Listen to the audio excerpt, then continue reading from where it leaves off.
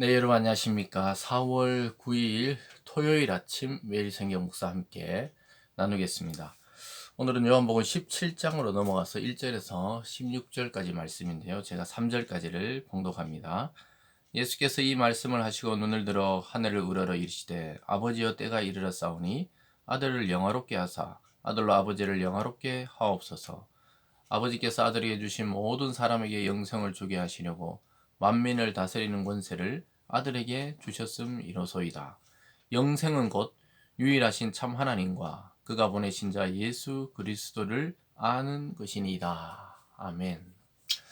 오늘 본문의 내용을 중심으로 영화롭게 하소서, 영화롭게 하소서라는 제목으로 말씀을 증가하겠습니다.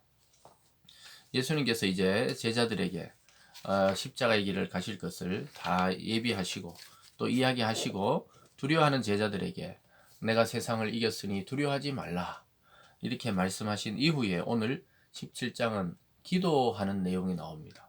제자들을 위해서 또 오늘날 우리 성도들을 위한 예수님의 기도, 흔히 이것을 대제사장적 기도다 이렇게 말합니다.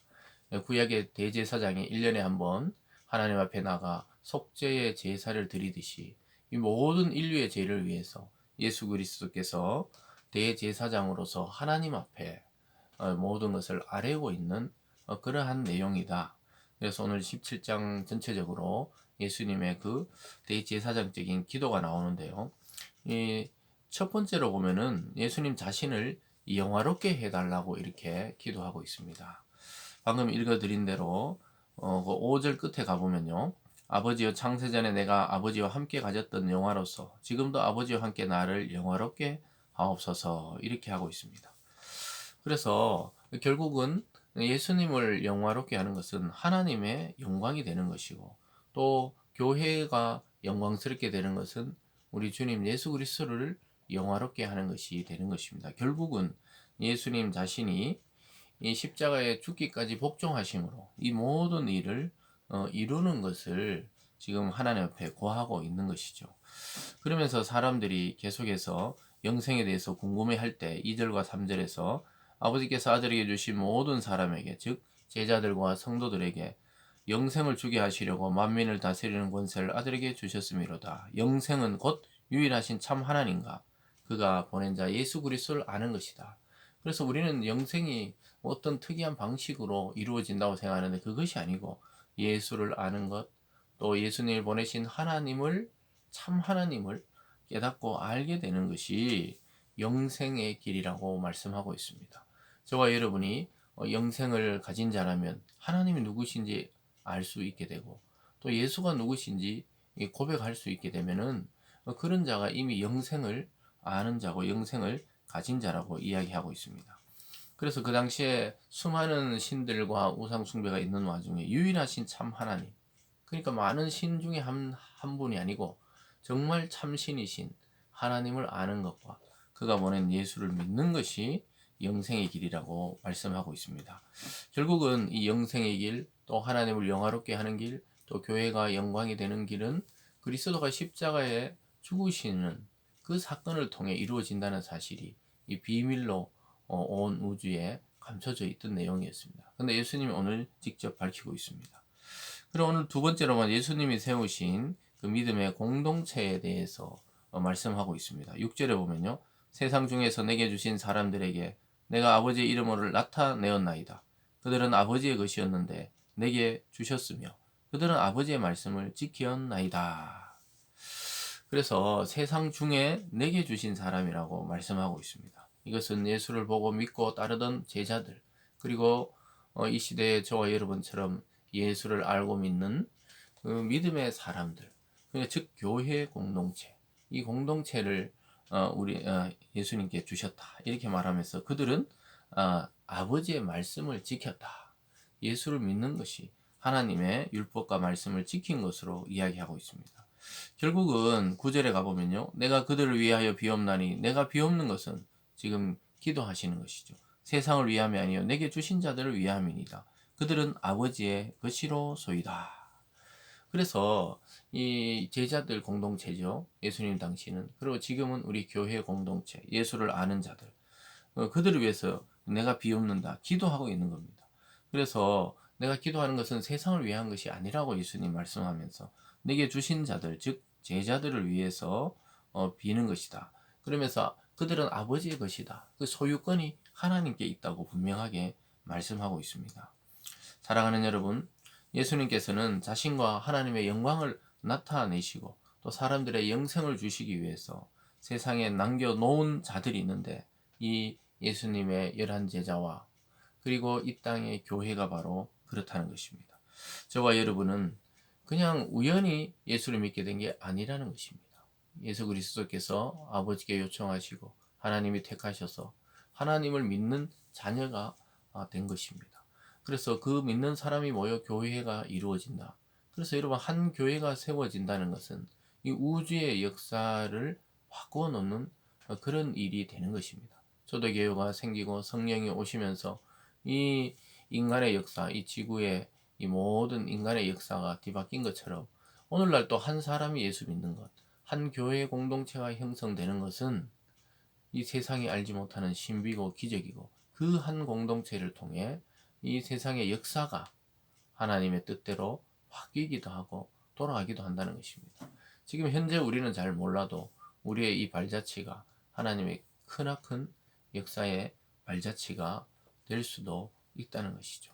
그래서 저와 여러분이 예수 믿는다는 것은 온 우주에서 아주 가장 중요한 일이고 또 역사 일에 아주 중요한 일이 된다는 것입니다.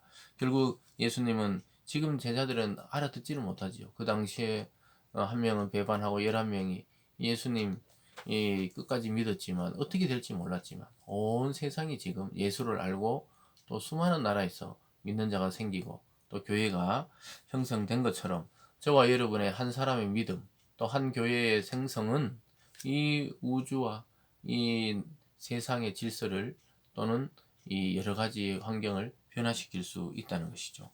그러면서 10절에 보면 내 것은 다 아버지의 것이요 아버지의 것은 내 것인데 내가 그들로 말미암아 영광을 받았나이다. 예수님 자신도 말하죠. 믿는 자들을 통해 영광을 받으셨다.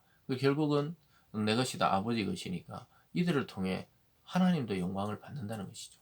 저와 여러분 또 교회가 해야 되는 가장 1번의 일은 하나님께 영광을 돌리는 것이 가장 중요한 목적이다. 이렇게 알 수 있겠습니다. 예수님은 계속해서 자신을 위해서 이처럼 또 교회를 위해서 기도하고 있고 그 다음 마지막에 보면은 이 세상에 남겨질 제자들을 위해서 오늘 기도하고 있습니다. 11절입니다. 나는 세상에 더 있지 아니하오나 그들은 세상에 있사옵고 나는 아버지께로 가옵나니 거룩하신 아버지요 내게 주신 아버지의 이름으로 그들을 보존하사 우리와 같이 그들도 하나가 되게 하옵소서. 내가 그들과 함께 있을 때 내게 주신 아버지의 이름으로 그들을 보존하고 지키었나이다. 그중 하나도 멸망하지 않고 다만 멸망의 자식뿐이오니 이는 성경을 응하게 하려 함이니이다. 이 제자들을 남겨놓고 가면서 예수님은 아버지 하나님께 이걸 부탁하고 있습니다. 보존하게 해달라. 멸망치 않게 해달라. 그러나 다만 멸망의 자식이 하나 있다. 그건 가룟 유다를 말하는 것이죠.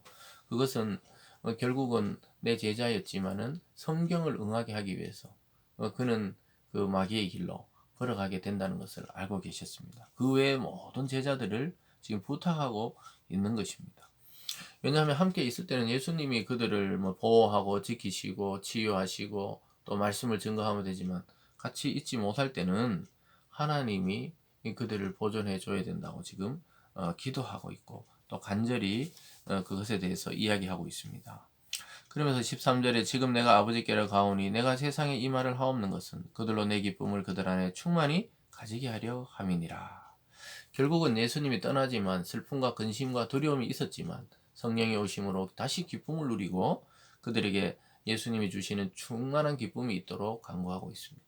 저와 여러분 오늘날 참 예수님 믿기 어렵다고 하지만 또 교회가 참 어렵다고 하지만 실제로 우리 속에 이 기쁨을 빼앗아 갈 자가 없어요. 그래서 여러분 거짓 기쁨이나 또 세상이 주는 위로에 너무 관심을 가지지 마시고 하나님 말씀으로 위로받고 하나님 주시는 속에서부터 나오는 이 성령의 생수처럼 이 솟아나는 기쁨 이런 것들을 우리는 잘 간직해야 되겠습니다.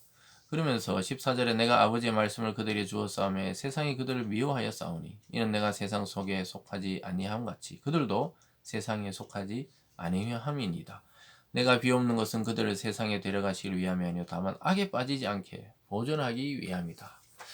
그러니까 계속 기도하고 계신 내용이죠. 이 제자들을 보호하시 주시되 특별히 악에 빠지지 않도록 보호해 달라고 이야기하고 있습니다. 악한 세상이 제자들을 미워하고 성도를 미워하고 교회를 미워하기 때문에 거기에 빠지지 않고 거기서 잘 벗어나게 해달라고 하나님 기도하고 있고 끝까지 보호를 위한 기도를 하고 계십니다.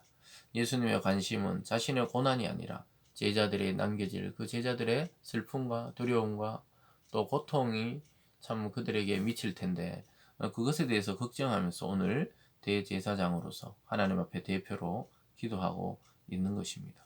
사랑하는 여러분, 하나님의 영광과 또 예수님 자신을 영화롭게 하기 위해 기도하는 이 모습을 통해서 참 그뿐만 아니라 결국은 제자들을 위한 기도를 통해 위로하고 또 안심시키고 평안을 주듯이 오늘 저와 여러분에게 주님께서 주시는 그 놀라운 평화가 있다는 것입니다. 지금도 보좌 우편에서 믿는 성도 저와 여러분을 위해 교회를 위해 기도하고 계신 예수님의 그 기도 소리를 들을 수 있기를 바랍니다. 그리고 오늘도 그 주님 안에 평안과 안식을 누리는 하루 되시길 주님의 이름으로 축원드립니다. 기도하겠습니다. 사랑의 하나님 아버지 감사합니다. 예수님께서 돌아가시기 전에 이제 대제사장으로서 우리를 대표해서 하나님께 기도하고 있습니다. 자신을 영화롭게 할 뿐만 아니라 제자들을 보호해주고 또 그들을 멸망치 않게 하기 위해서 염려하며 하나님께 간구하고 있습니다. 하나님 오늘 또 주님께서는 하늘 보좌 우편에서 우리 모두를 위해 기도하고 계십니다. 우리는 그 예수를 굳게 믿사오니 우리 모든 믿는 자들에게 평안과 안식을 허락하여 주시옵소서. 감사드리며 예수님 이름으로 기도드리옵나이다. 아멘.